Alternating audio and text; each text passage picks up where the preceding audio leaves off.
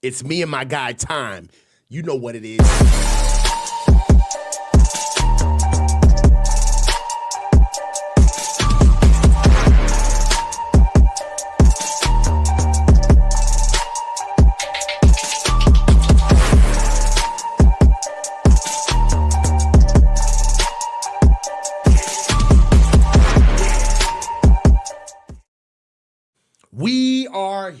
We are here. It's your boy, the coach. Welcome back to the Coach's Huddle with the Field Meets Family. And we have another show, the Faithful Review, my dog, my most faithful friend.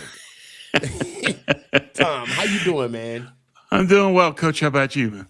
I'm great, man. Look, we got the combine. I think we're in day 4 of the combine. I just talked to you before the show started to try to get that figured out. I hope we're on the right day. But we've had a lot of things happen, man. We've seen the D linemen work out. We've seen the edges work out. We've seen the linebackers work out. We've seen the edges work out. Right now, we're still having some guys filter in. Right now to help us out. But it's here. We have been able to see exactly what we're going to do with some people coming in. We've got some guys that have been touted as Niners hopefuls or guys that we will really be wanting to get. One in particular is Lee Hunter, the D tackle from Texas Tech, I believe. He's been notably tied to the Niners. Xavier Harris has been tied to the Niners. Some receivers have been tied to the Niners. So we're going to talk about it. First of all, how are you doing, Tom? I'm hanging in. I'm enjoying this time. Combine's always a fun time. Draft gets going. Yeah, so let's get straight into it, man. We've seen some risers and some fallers in the draft right now. Right now, we're on the 27th. So right now, we're on, good Lord, don't look now, but the combine, there's only 4 days left in the combine. We're on day 5. Okay, yeah, there's 2 more days of testing. Yeah, we're on day 6 of the combine. So right now, everybody's reported. And right now, day 6 of the combine, we're looking at team interviews, on-field workouts today for DBs and tight ends happened today. We also saw some workouts for some names that we saw that we've been throwing around. Kenyon Sadiq. Beast. He's testing out of his mind. I mean, once they test, it gets real. And first of all, let's just throw up Kenyon Sadiq's numbers real quick, man. Yeah. Dog, first of all, my man, 6'3", 31.5-inch arms, 241, 10-inch hands. Yeah. He's got some 10-inch hands. You know who else has 10-inch hands? Xavier Harris, and he's 6'8", 330. Right. Look at this cat. Production score 80. Come on. Athleticism score 94. 40-yard, 4.39 at tight end? Yeah, that's a weapon. And look at the vert. Look at the vert and the broad jump. 43 and a half. 43 and a half inch. Sometimes I dream that he is me. Exactly. Like, come on. But testing like that makes it harder for him to fall to 27. But he ain't gonna be there at 27. He's more dynamic than Tyler Warren and Colston Loveland. Those were the number. Those were the number one answer. I think Loveland went before Warren. Loveland went first, year. then Warren. Yeah. And this guy clears both of them. Yeah. What are we gonna do, faithful? Golly. Hope that somebody great falls to 27, but yeah. There's people that stepped up at Indy, and he's one of them. And that was expected. You know that he's a freak, and he just proved it. Right. So we started with Kenyon Sadiq. That's obviously a riser. Okay, he's a combine winner. There was a couple of other guys who were combine winners, in my opinion. The first guys to actually get it going were help me out, Tom. The defensive tackles, I believe. The defensive tackles ran first. And look, my boy, what's his name? Zane Durant. He's my guy. My guy picks where I took the people that I liked most, my crushes. Durant was my pre-combine, my guy, a D tackle. And he ran fast. I mean, it's what? 475 and a 166.10. The league uses that 10 time to evaluate guys for their pass rush potential. And that's who he is. He's much more of a pass rusher than a run guy. He's more of a penetrator disruptor type. Yeah. Short. So he gets a lot of leverage and a lot of speed. Definitely. I love his body type. And then what's crazy is that I loved his numbers. So we're looking at Zane Durant. He ran twice. He ran a 4.76 on his first go round, a 4.77 on his second, which just shows consistency. Right. What I love about it is the 1.66 10-yard split. He looked really good on field drills. But you know who else I saw that a lot of people weren't necessarily giving him any love, but I think he's a riser, but he could be one of those 4th round picks that we have. I think we have 3 4th round picks this year. We do. And I believe that the 4th round pick selection, those 3 picks can make or break us as far as depth, right? Or we could really be paying attention. Albert Regis. He tested well today. 6'1", 308, 4.92 on his first 40, 4.88. Finished with a 1.73 10-yard split. I like this guy. One thing about him, he doesn't major in pass rush. All right, so I went and watched some film on Albert Regis. And, dude, what he does is stopping the run. He's insane, bro. I love his hands. He's slung low. He's got a lower center of gravity. So he's got like a wide base, really base built. So he's got kind of like a short torso, longer arms than I expected. But I'm really big into Albert Regis. You have any more risers? Yeah, there's a couple at D tackle. Grayson Halton did really well in his testing. Looked really quick. The problem with him is his arms were short at 31 1/8. And so that's going to knock him. But basically, it's Durant is the guy that I thought that stood out. And he's somebody that on his stats, you say, what the Niners want is an interior pass rush, and that's what he can provide. And he's one of those guys you get in the 4th. So for the season, he had 4 sacks, 19 pressures. He gets it done. And that's the kind of player you want. If you're looking at somebody where you want to bring him in on 3rd and say, create some pressure inside, he can do that. Okay. I have somebody else that I believe was a riser. DeMonte Capehart out of Clemson. 6'5", 315, big run-stuffing interior defensive tackle, huge hands, 11-inch hands, 33 3/8 a quarter arms. But what I love about him is that he ran a 4.85. At that size, 4.85 and a 4.86. Now, what else is intriguing about him is that you talked about Grayson Halton, the D tackle out of Oklahoma, 6'2", 293. I like him too, but Grayson Halton is 6'2", 290 pounds. He's got to put on more weight. He's got to put on more weight. But DeMonte is 6'5", 320 pounds. Yeah. And he ran that 4.8 that we talked about. But what I really like about him is that he ran a 1.72 10-yard split. Ooh. Yeah. Like, nice. So he gets out. Nice. Yes. And then that's something Kasarik's going to look at. He wants that get off from the line. Now, what did you think about Caleb Banks? Now, he's supposed to be the tip of the spear guy, right? Number 1 tackle in the draft. He measured, he's immense. Okay. Dude is huge. But I don't even know why, but pause. Yeah, sorry. Yeah. Go ahead. My apologies to the audience. It's just he didn't test that well, but he's so big that he can take up a lot of space. That's somebody that you can have as a double team eater inside, and teams are going to value that. So I think that Banks moved up in the draft in the 1st, and even though his testing wasn't ideal, when you're that big, you're still going to cause a lot of chaos inside. I agree. I thought he would have ran a little faster. Yeah. One thing I will say is that he plays faster than that 5 flat. Yeah, and that's a key point in all of this is we need to remember that it's the tape that counts here.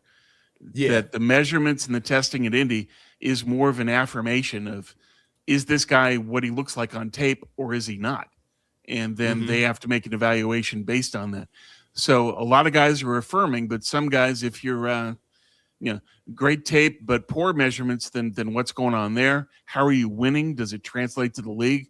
Or if you're bad tape, great measurements, is there an effort issue? Is there a coaching issue? So there's a lot of things you need to sort out through Indy of just getting to the bottom of who these guys are. Exactly. Now let's kind of get into some fallers, man. I mean, there's a lot of guys that stuck out to me, but let's just deal with Lee Hunter. Defensive tackle out of Texas Tech. I mean, I don't know where he is now. When the draft started, he was ranked as probably like one of the top 10 defensive tackles in this draft. But I think that his group the edge got sharp, man, and the cream is rising to the top. First things first, before we get into numbers, he just didn't look good. He looked like a dud. Yeah. 21-inch vert. What are we doing, bud? And the other thing with Lee Hunter is he's old, and he tested like he's old. He's 24. He looked like he looked like he was 34. It's just, dude, what is this? And he looked like he had to make it to a PTA meeting after this. Exactly. He's got decent tape. He looked okay in Mobile, but you see these numbers and you have to wonder. So coming into Indy, he was late first, more early second, and now I think that he's more mid to late second because of this. Yeah, the production is what's going to carry him because it damn sure ain't going to be the numbers, the testing. Yeah, the testing is just flat out bad. One thing about it is that it looked like he was holding a lot of water weight. He looked flabby. He didn't look. He didn't look fit. Yeah, he just didn't look, like ready to go. One thing, we got to get to the 40. He ran a 5.25 on his first one. A second go around, he ran a 5.18, much better. But still, a 5.18 for a player of his size. I mean, you got DeMonte Carper over here running 4.8s. Right. A 1.95 10-yard split. That's what's alarming. This is a guy who has a rep as being a disruptor, and you look at this as a scout, as a team, and you say, when he runs that slow, can we really expect him to fulfill that kind of a role on our team? Probably not. I think that he really hurt himself today. Yeah. Coach has a 21 vert. I love this. Exactly. I love this. I love this. I had to put it up. That was a good one. That was great. Yo. All right, so look, I'm done. I'm done beating down on Hunter. Yeah, it's unfortunate, but is what it is. That's what this is for. Yeah. So let's kind of break into some guys that are leaning towards realistic pass of the Niners, right? Caleb Banks is nowhere in our league. I'm even starting to feel that way about Peter Woods. To be honest with you, I think Peter Woods isn't going to make it to 27. How do you feel about that? Yeah, I think he slipped a little bit in the measurements, but I don't think he's going to slip as far as 27, though. Yeah. I think he'll go like mid-first, somewhere in there. Yeah. So let's get into some guys that the Niners are definitely started looking at. What do the Niners' early prospect meetings in Bocher, Harris, Tafe, and Antonio Williams reveal about their priorities? Now, one, we have Xavier Harris, the defensive tackle, big dude, 6'8", 330 pounds out of Ole Miss. We have my boy Bryce Bocher, linebacker out of Oregon, 6'1", 233, senior class. We have Antonio Williams. I believe Antonio Williams is a senior as well. Coming out of Clemson, 5'11", 190. Clean game. Receiver, known for his routes, decent speed. I would say he's a solid 4 or 5 guy. I wouldn't say he's slow, but he's not necessarily a burner. Sure hands, very good route runner, as I mentioned before. Not a lot of wasted steps. Just a guy who you trust with the ball in your hands. Not necessarily dynamic, but he seems reliable, very reliable. Go ahead and watch his game. You'll see. Go ahead, Tom, if you wanted to add. He fits what Kyle wants in a receiver. He's efficient. He's technically sound. He does everything well, but he doesn't do anything great. He's that kind of a receiver. So, somebody where you just have in-breaking routes and crossers, and he can make those happen. That's the kind of guy that Kyle likes. The problem is, what does the team need? They don't need Antonio Williams. They need a different player. Yeah. Listen, I saw him, and I don't want to be that guy. Look, he's got a dream. The kid has played good, and good on him. So I don't want to disparage him, but I just don't see anything that would make him a force contributor here, right? Yeah. Like, I don't see any dynamic size. There's really nothing about him that kind of sticks out as elite. He just looks like another piece that you would add. Yeah, and it's another Jordan Watkins, basically. So why are you drafting him? Yeah, slower. And slower, Watkins. Too. Yeah, and smaller. He's a safe pick. And then finally, Michael Taft, safety out of Texas, 6 foot 190, short arms, 29-inch arms. 29. Yeah.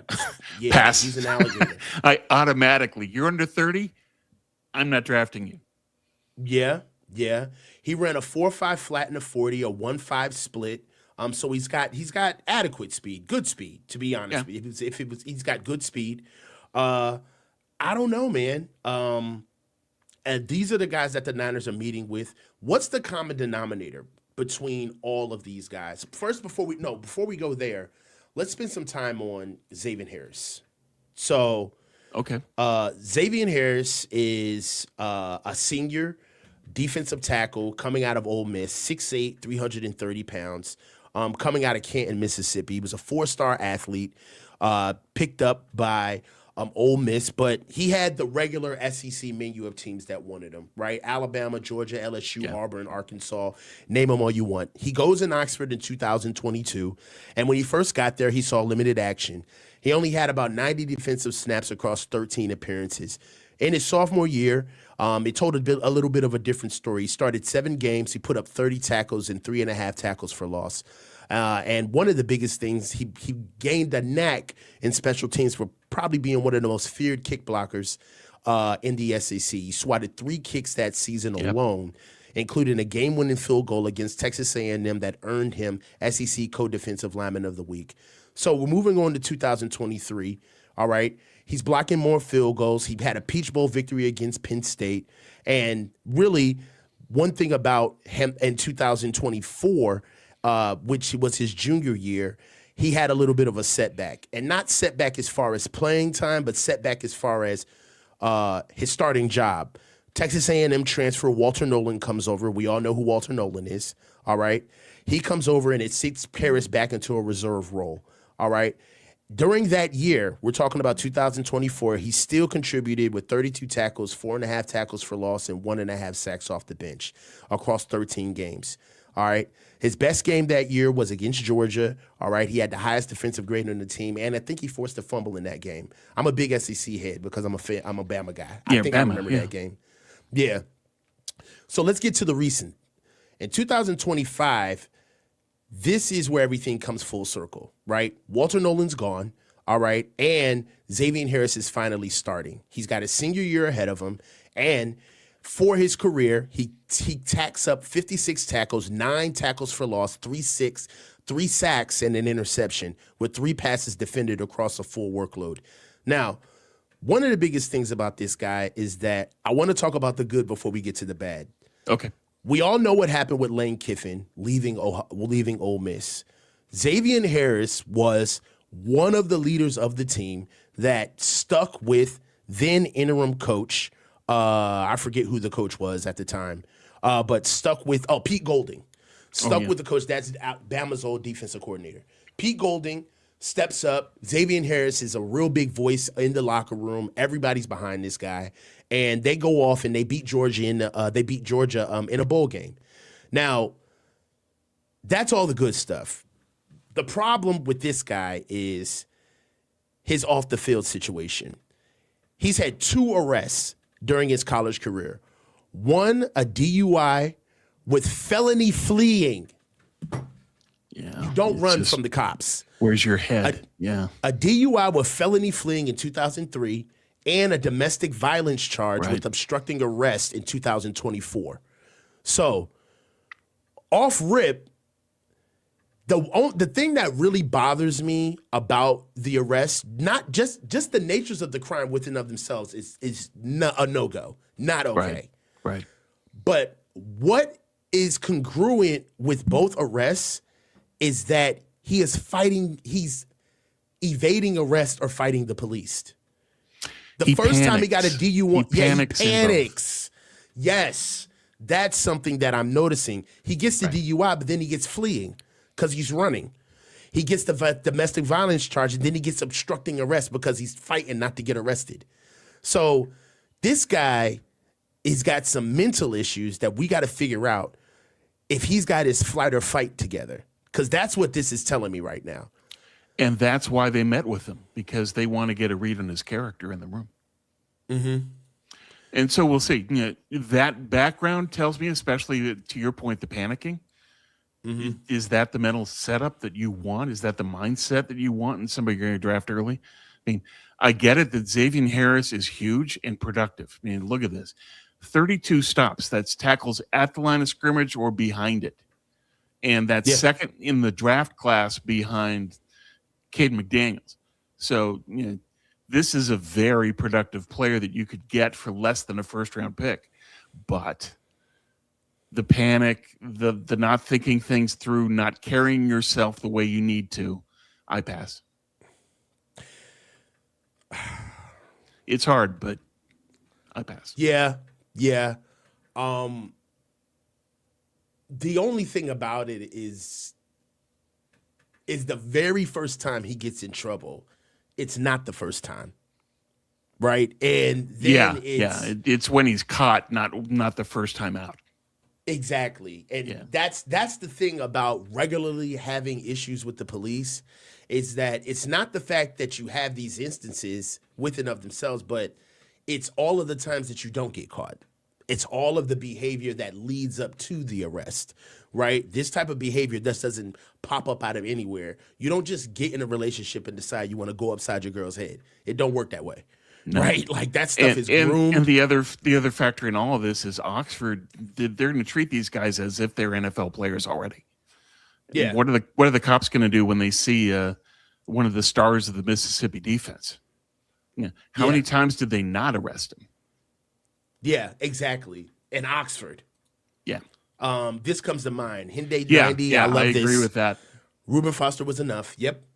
Yeah. So the last thing we want to do is the Niners got a hard time even getting their players to the field healthy. Now we got to worry about getting them to the field legally. Period. Hard pass. Good. Not good. Yeah. So I think you got to move on. The one guy in these meetings, well, there's two. Bryce Betcher from Oregon. Okay. Good in pass coverage. One of the better players in PBUs, in PBU rate. He's like second to Rodriguez. He's got good instincts. And so I think that's part of it. Plus he's also a good tackler at 126 tackles this year. So in terms of what the Niners would want and where he would probably fall, he'd probably be third-round pick. That's somebody that could fit because they need coverage linebackers. They don't have any other than Fred. So I think that's something you have to look at. One of my maxims on the draft is take what the draft gives you. The draft this year gives you great linebackers, great safeties, good DBs. I would hope that they pull from that. And there's also good guards. Deeper. It's thin up top first, second round. After that, it gets pretty thick. So take advantage of that. the draft provides. Take the fruit from the tree. He runs a 4.7, Tom. Yep. What do you Plays have a little to say bit about faster that? than that, but yeah. He's also a good diagnostician. But yeah, there's other players you could take. I think that Rodriguez, after his testing, is going to go second. That's earlier than they would be willing to draft him. Kyle Lewis from Pittsburgh, who's kind of a hybrid, safety and linebacker. Maybe he can last. We'll see. But getting the good athlete's going to be hard to do. Yeah, Kyle Lewis out of Pittsburgh. One thing I do like him is I like Kyle Lewis because I don't think he's going to play full time. He's going to be a sub package guy. Right. So that's what we're looking for. Definitely in the 3-4 situation. There was a guy that I saw, just a measurables freak that I mentioned to you in the chat, and I just want to hear your opinion on my dog. So, what do you think about what's this guy's name? The kid from SC. The kid from SC. What's his name? Man, I gotta look it up. Hold on. Because I just was talking to you about this. I think he's like 6'7". Eric Gentry, 6'6", 221. Eric Gentry. What do you think about Eric Gentry? Wrong sport. Basically, it's just, dude, why aren't you in the NBA? 6'6", 221 with long arms, and you're an athlete? Not the NFL isn't the right place for you, guy. True. Now, But yeah.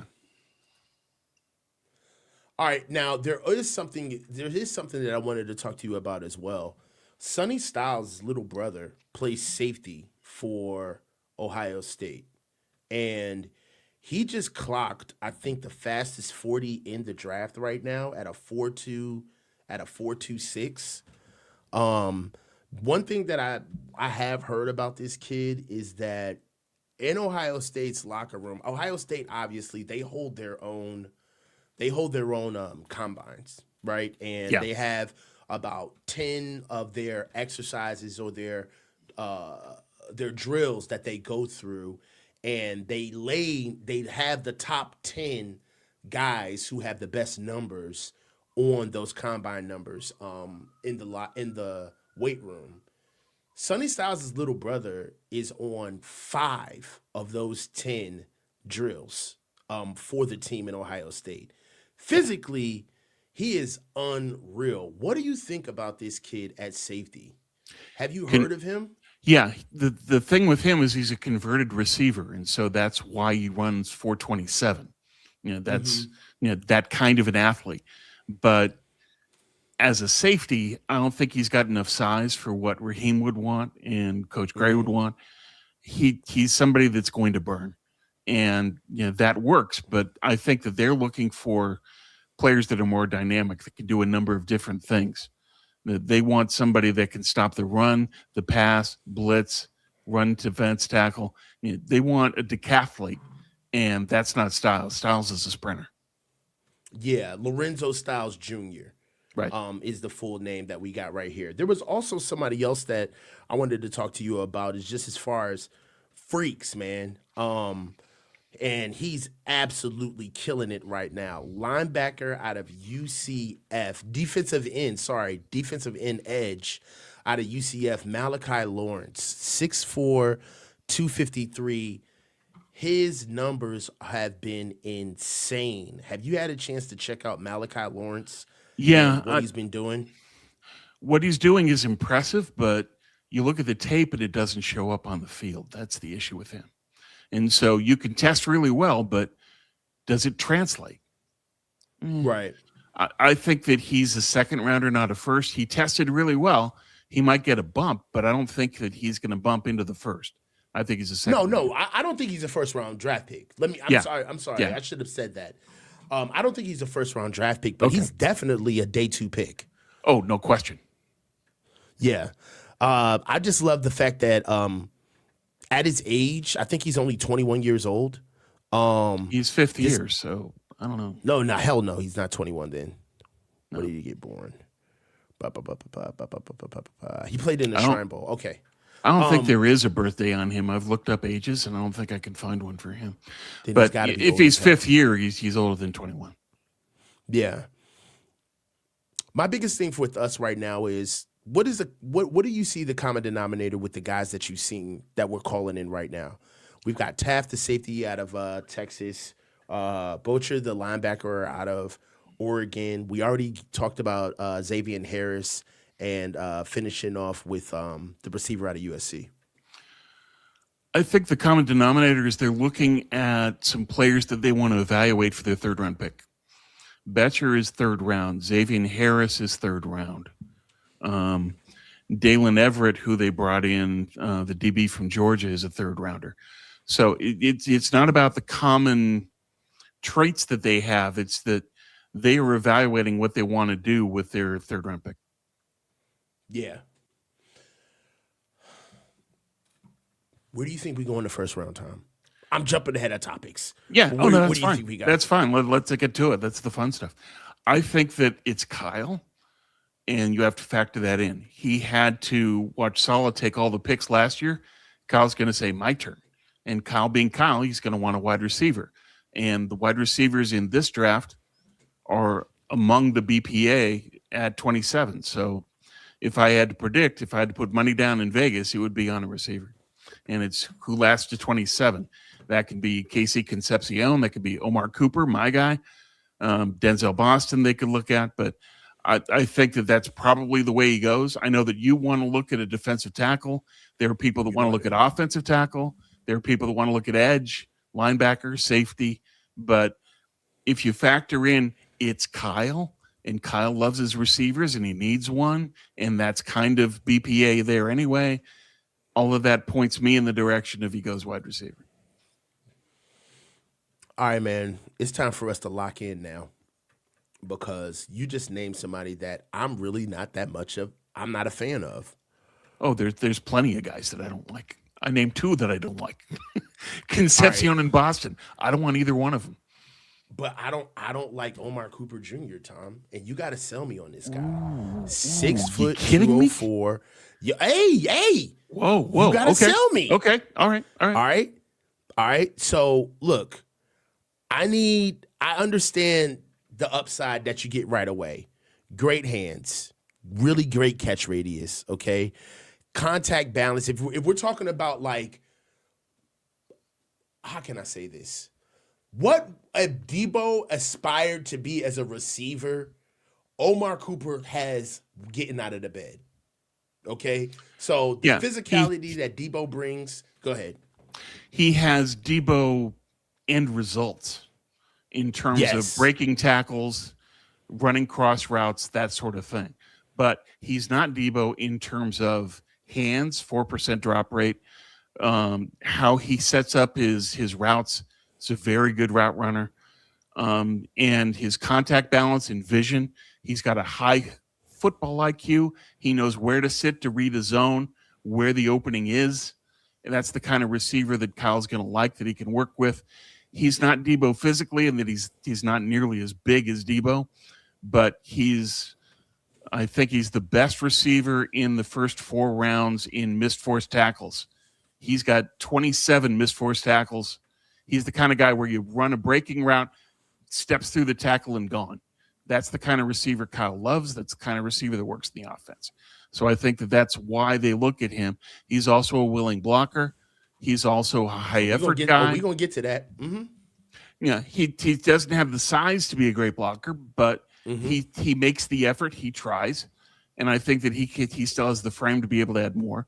But I like the fact that he's a clutch receiver, that he comes through in big moments, that he's somebody they can rely on, and that he fits the offense really well. So I would take him. And people ask why not Casey Concepcion? Here's the basic thing: 10% drop rate instead of Cooper at 4. 4 fumbles in 2 seasons. A guy that doesn't necessarily do a great job in anything other than his acceleration. Cooper is a more complete player. Concepcion is not. Boston, on the other hand, great size, but he's late in arriving to a point. He's lazy in his route running. He's limited in his route concepts. I don't want him. And I think that Kyle doesn't either. Kyle wants Mike Evans, which tells me he doesn't like the X receivers in this draft. Okay. I don't like the X's either. Do you think Omar Cooper Jr. is an X? No. Oh, all right. He's a wide receiver too. He's a slot guy, and you use him in either one of those. All right, now we're going somewhere because he's not used as a slot guy at Indiana. He's used as the X. Yeah, I know, but in an NFL setting, he's a wide receiver too and a slot guy. He is not an X. He doesn't have the physicality for that. Okay, now I've changed. The trajectory of my critique on him has changed now that I believe that we're on the same page. I don't think that he's a number one receiver at all. Right? He's not. He's not. All right. So number two. So you're okay with us as a getting number two receiver? He's exactly what Kyle wants and needs for this offense. Okay, so the question needs to be asked in Tom. That's 2 number 2 receivers in the first round. Yep. Nothing you can do about the past. And you just think that's Ricky, still going to ride. Ricky, you can't count on him staying healthy. So what's going to happen with Ricky if he continues on this trajectory? He's not going to be anything, and they're going to let him go after his rookie deal's done. So you're going to need somebody else. So if the vision is Mike Evans and Omar Cooper, now you've got what works in Kyle's system and what works with Brock.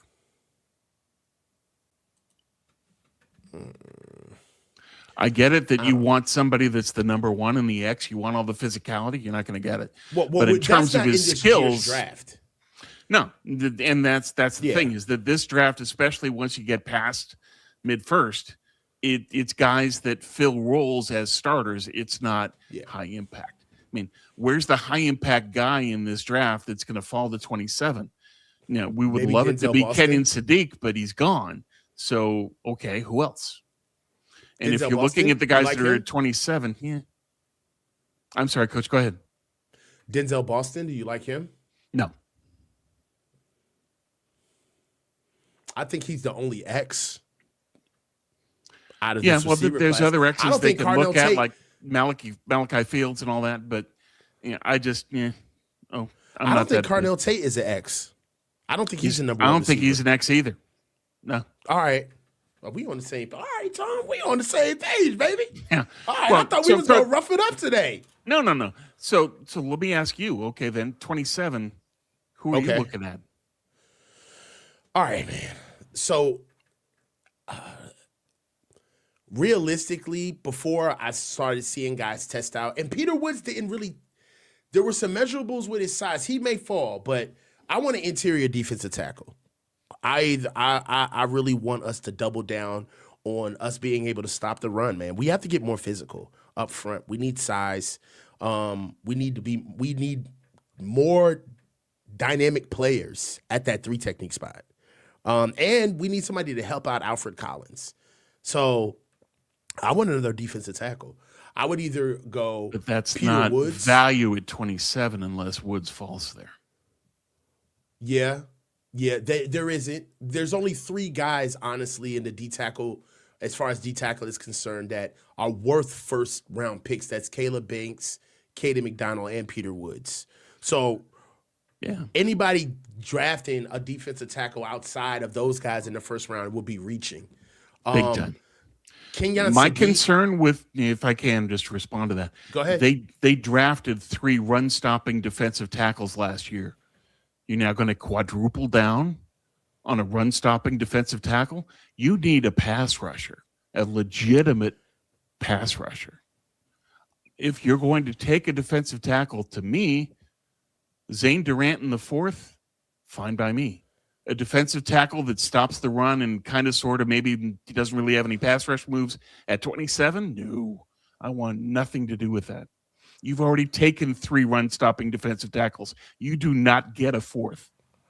I mean, dude, I don't like Akeem Messidor at 27. He's 25. No. Yeah, he's ancient in NFL terms. He's way too old. But the only reason why I say that is because Keldrick Falk, No, Ruben yeah, Bain, he's David Michael Bailey, too, and he's worse. Yeah, David Bailey and Arvell Reese all gone.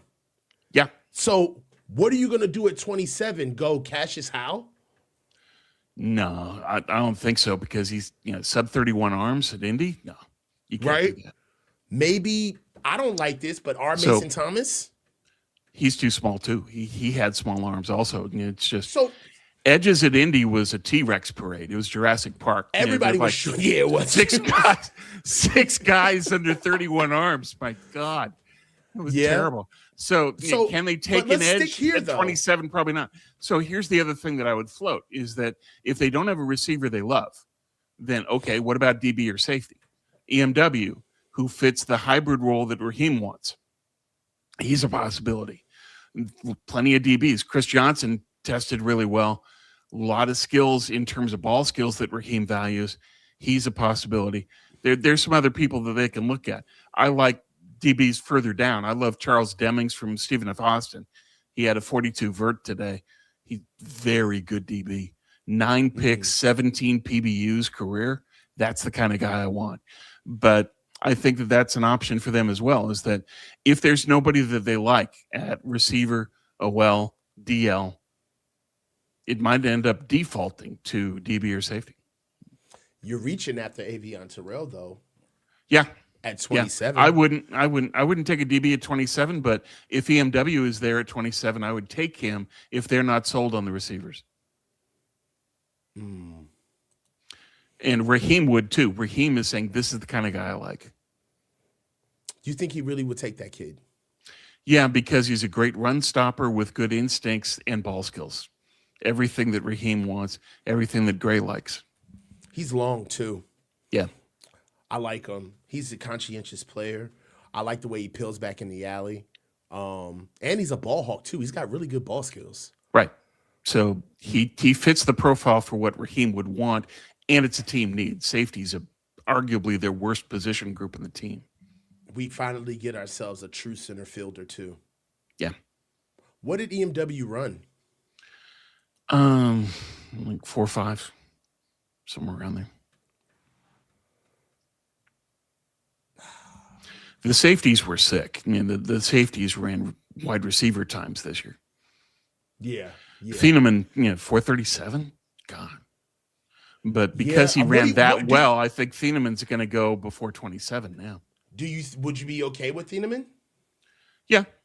I think Thieneman is a good center fielder, and he proved his speed today. He's a good athlete. He's got good instincts. He's smart.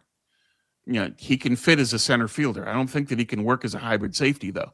That if Raheem and Gray had their choice, I think they would take EMW over Thieneman. You know what I like about EMW is his length, man. I mean, 6'3" at safety, really. And then what's crazy, at the combine, he came in at a 6'3", 6'3", so he's really 6'4" in cleats. Right. Basically. Yeah. 6'4", 200 pounds. He can run. Ran a 4.48. Ooh. I think he's the default. If they don't like the receivers at 27, I think that's where you go. Okay. But Howie Roseman, I don't like the receivers. If you don't like Cooper, the saving grace for you, if you don't like Cooper, Howie Roseman loves him. And the two players that Howie is linked to are Cooper and EMW. Yeah, I'd love to get EMW. That would be awesome. We do need a safety guy. Also, to be real with you, he's the second best safety in the draft. Really, no comparing. Yeah. That would be a crazy value pick to get that at 27. He'd be BPA. If he's there at 27, I think that's a good pick. Chris in the chat says Kilgore. I like Kilgore a lot. He tested well, and I think that he's got the necessary level of physicality. He played well for South Carolina.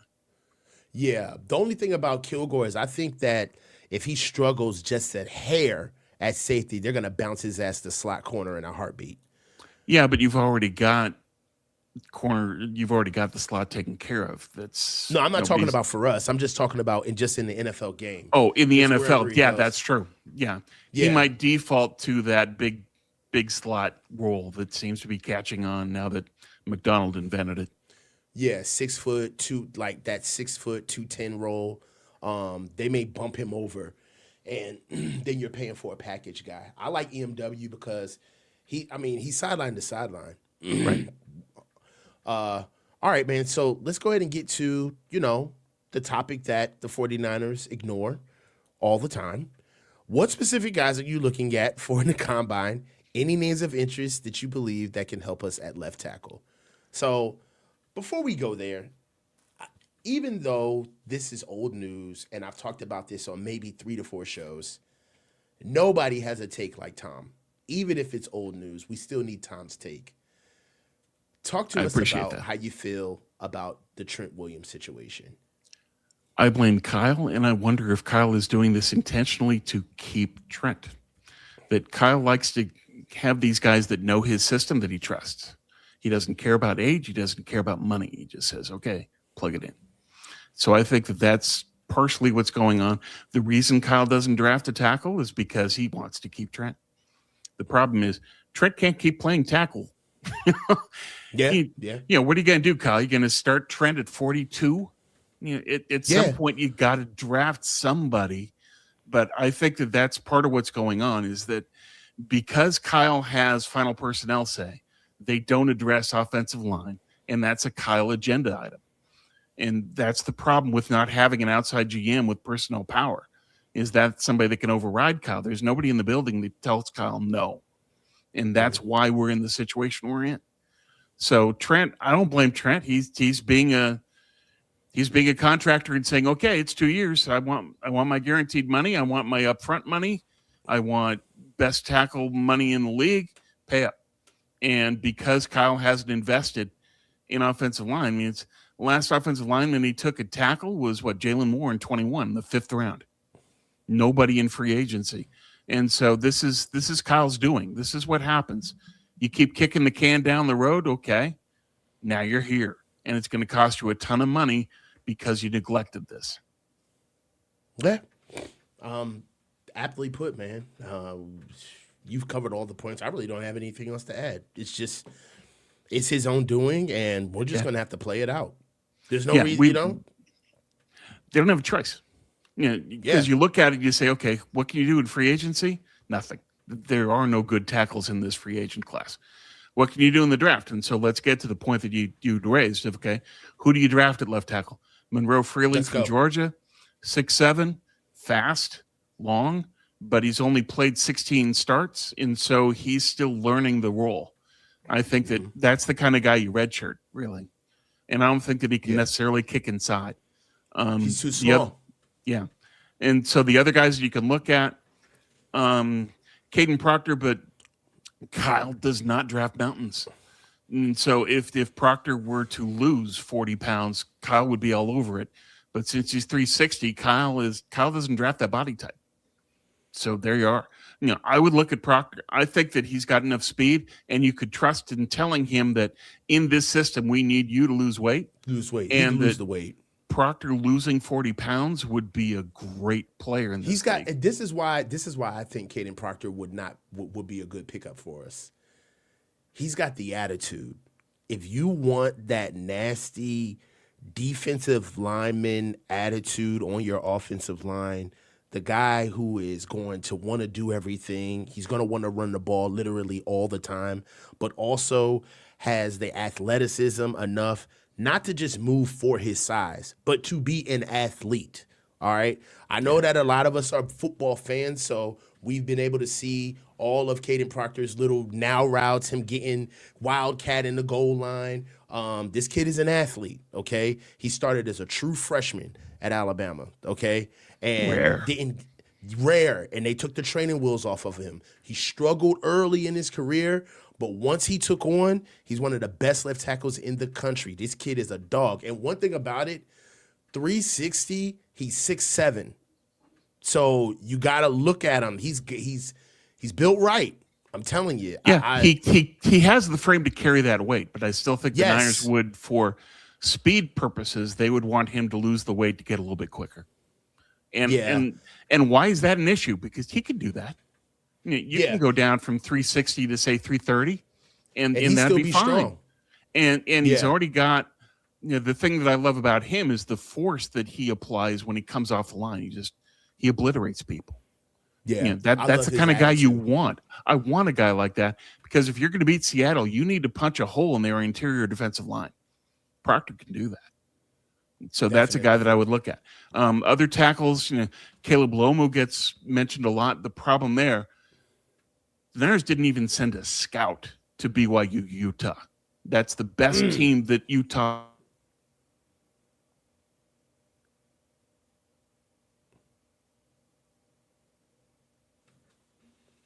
Tom? Did Tom freeze on us?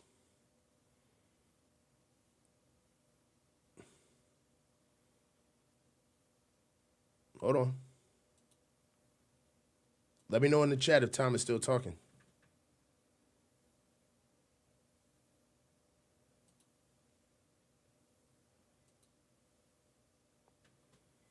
Tom. Oh, no. It's just not me. It's okay. All right. So it is Tom. Tom, we're going to remove Tom, give Tom a chance to come back. All right. So, all right. I thought it was just me, man. I was like, dog. Last time, I thought it was Tom. Then I said Tom was tripping. You know what I'm saying? But then it was me. So we're going to give Tom some time. Tom was right at talking about Caleb Lomu, the offensive tackle out of Utah. The Niners did not send one scout to the BYU-Utah game, which is the best game of the season, and that would indicate that the Niners are not necessarily interested in Caleb Lomu. I got Tom back right now. Go ahead, Tom. Let's go. Sorry about that. The hamsters got tired. We're good, man. So, just Caleb Lomu has a lot of good traits, but he's not there yet either. He needs some weight in the wallet. He needs to add a little bit more power, but technically he's really sound. So I wouldn't mind taking Caleb Lomu, but like Freeling, he's somebody where you have to say,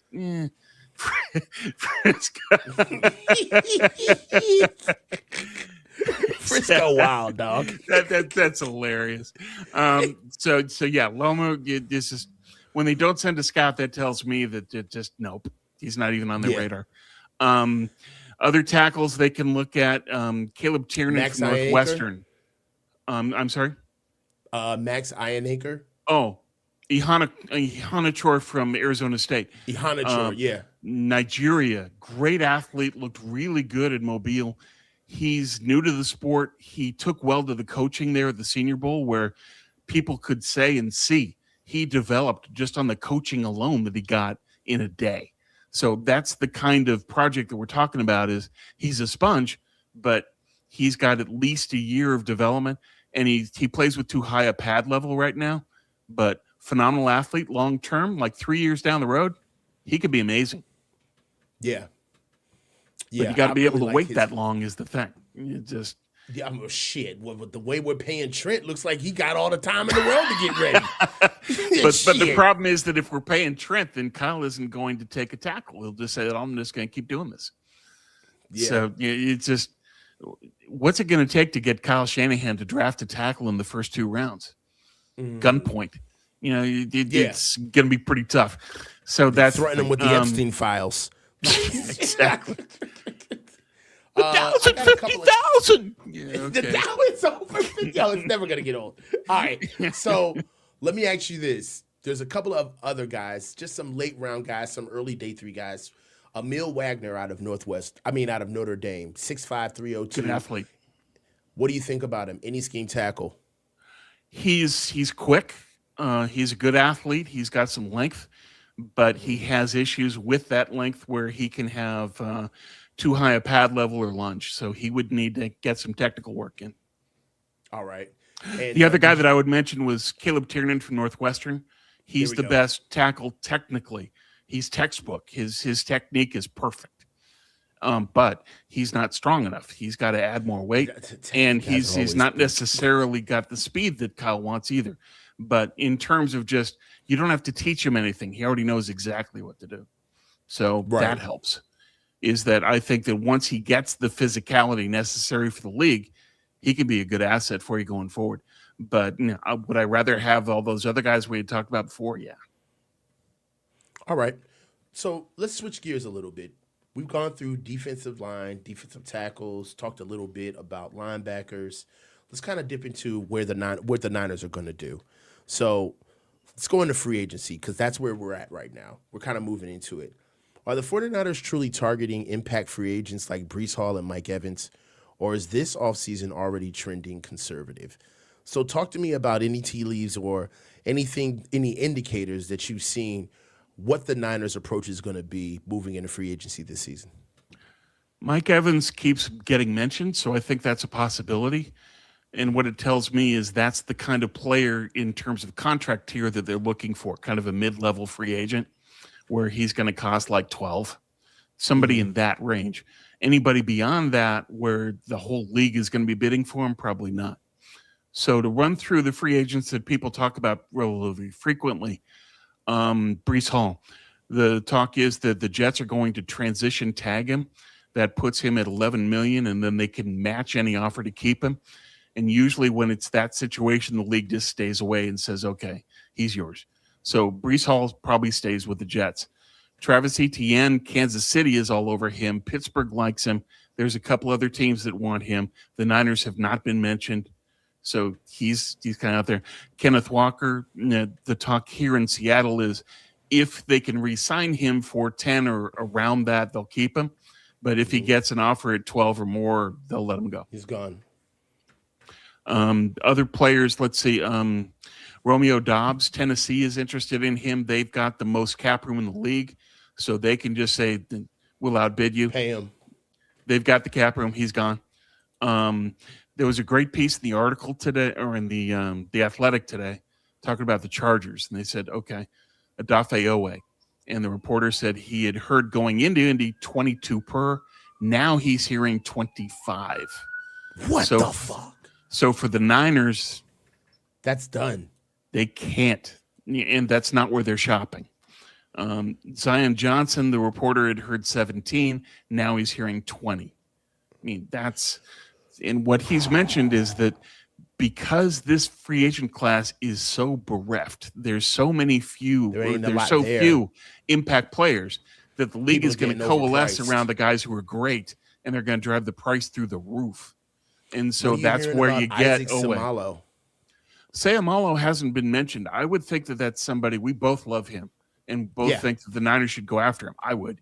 And the talk with him is 8 to 10, maybe 11. And that would be a good value for a year or two. And then you develop a guard behind him where you can draft a guard this year and get him ready. I think that should be the plan, but I haven't heard word one about Seumalo from the Niners, even though I think he would make a lot of sense. ESPN says Joel Bitonio to the Niners, but they don't have any reporting behind it. It's just some guy spitballing. All right, man. Tom, we've done an amazing job. You yourself you've done a phenomenal job. So look, thanks, Coach. Let's close out with the last topic of the show. There have been reports from John Lynch over the past scouting combine appearances that he'd had, and there was a lot that was said, but one thing that stuck out in particular was that he was excited that an old 49ers player might be coming back. Now, we already floated the idea that it could be Dre Greenlaw, and I talked about that, and I think that, I can speak for the both of us where we could say at any role, we would be okay with Dre Greenlaw coming back. Yeah. Can we just agree? There we go. So let's just move on. So yeah, because he elevates Fred in addition to everything he does in his own. He makes the linebacker core, the linebacker duo, is greater than the sum of the parts when you've got Dre there. Dude, we can go all day about Dre, right? Yeah. Is Deebo Samuel coming back, bro? Probably. And if they do, what does that say about the team, bro? Like, talk to me, Tom. Talk me off the ledge, Tom. I can't because I'm off the ledge too. Jesus. We're both hanging in the air saying, where's my gravity pack? We're doomed, Tom. We're Wile E. Coyote. I cannot have this mediocre display of pro football at the wide receiver position back on our team. I know. I can't do it. But let's welcome to Kyle having final personnel say. This is why it's so dangerous. In not just the contract situation with Trent, it's bringing back Debo because he knows my system. He does what I need. We don't have wide receivers. Man, would you rather have Omar Cooper or Debo? I'd rather have Cooper. Thank you very much. Cooper, thank you. But it's Kyle. And part of this, and you spoke about this when you talked with Damon, not only is Debo what Kyle wants in terms of knowing the system and filling a role, Debo is Kyle's affirmation because Kyle is the one that got him at Mobile. He's the one that identified him and said, this guy. And then he drafted him. And so Kyle can cling to Debo and say, this is why I should still have personnel say. And if you bring back Debo, I would argue that is exactly why you shouldn't. You say the team needs to be quicker and younger, and you bring back Debo? And my issue isn't just Debo, it's Kyle. Debo will complain, Kyle will react and feed him in the next game and give him a ton of touches, and the team loses. Yeah. You can't have that diva behavior creating losses in and of himself. That's going to happen if you bring Debo back. Bad idea. Really bad idea. So look, Dick Bard says, why do you keep using my government name? I have no idea who this guy is. Let's get some super chats out of the way. Bill Kennedy, 9554. Once arrested, chances increase to 90% for rearrest. And there we saw the second arrest come. Dick Bard, friend of the show. We all know the 49ers are going over to overdraft Jennings Dunker at 27. There's no way in hell that they would draft Jennings Dunker at 27. I pray. Yeah. I don't know, Tom. I think that don't do this, folks. Something's going to get pushed. Something's going to get pushed down to us, right? We know that the names are going to get picked. Mendoza's going to get picked, right? Reese is going to get picked. Bain is going to get picked, right? Downs is going to get picked. Styles. The first receiver off the board, Styles, is going to get picked. The first receiver off the board is going to get picked, whoever that is. Jeremiah Love is going to get picked, all right? Spencer Fano is going to probably be the first tackle off the board.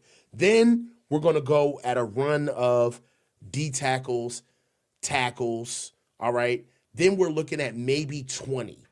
After that, then we're kind of looking at what we may do with receivers, right? Because the receiving core of this year's draft is so mediocre at the top that if anybody who needs a receiver is going to be snatching them now. Well, especially the top three, Tate, Mekhi Lemon, and Jordan Tyson.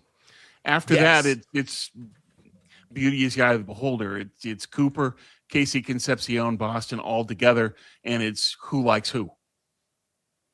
What about Vega Ioane if he was there at 27? Not a chance. So he's going to be gone. Okay. Now, Jesse was with you and said, Ioane can make it to 27. No, he can't. Okay, all right. So there's a lot Ioane's of people between the Niners. Yeah. Ioane goes mid-first. He probably goes to like Baltimore or the Chargers. Right, but I'm cool with that. My thing is that I just want somebody, I want value at the pick. EMW's best value at the pick. That may seem a little far-fetched, Tom. He may not be there. He maybe not, but 3 safeties in the first seems to me to be unlikely. That just doesn't happen. Look at last year. Eamon Wari, despite everything that he did at the combine. That's so true. He went to the second round. That's so true. But that's the issue with this draft is it's the positions that aren't the high-value positions that have the best players in this draft. So how's the NFL going to react to that? Are they going to default to, I need to take a tackle, or are they going to default to, this is the best guy? We don't know. Yeah. I just don't want Seattle to get anybody. I don't want us to, go ahead and get, Jennings Dunker at 27, and then, Seattle picks up Kenyon Sadiq, and we're all sitting there that. We all know this is my Coke, my Coke dream. My pipe dream. This is it right here. Well, yeah. My pipe dream is Caleb Downs. We all know. It's not going to happen. Hey, me too, but, a man could dream. Puff, puff, pass. No. That ain't happening. So, but yeah, I'm with you on that. But yeah, we'll see. In terms of Dunker, I agree with Chris. 3rd to 4th round. Yeah. The issue with Dunker is that a lot of people in the NFL say guard only, not tackle. He had reps at tackle and guard at Mobile. He was a lot better at guard. And I don't think the Niners are going to be interested because it's going to be too slow. So take a look at the 20 shuttle for Dunker. If it's over 4.7, they're not going to be interested anyway. Tom, you're amazing. This is another great show. What do you got for the rest of the week, bro? Thanks, Coach. Nothing this week, and then next week on Monday or Tuesday with Ashley, and we'll be having a full review of what went down in Indy and what else is happening.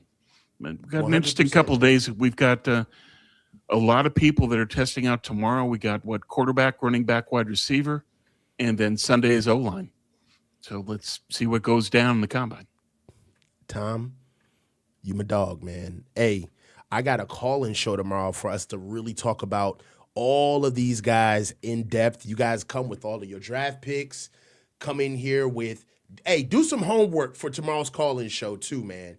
Don't be coming in here talking about some coach, who do you like? I've been talking about the draft and the combine all week. Don't come in the call-in show tomorrow asking me, who do I like? I'm going to tell you who I like, but don't sit back and make me do all the work. Come, Frisco, come with your pad. Come with all your notes.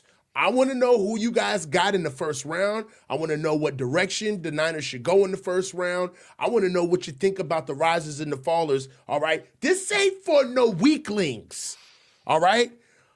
All of the novice 49ers fans, don't call in. This is for people who know what they're doing. This is the coach signing off. Stay low and keep your feet moving. Holla Holla at y'all.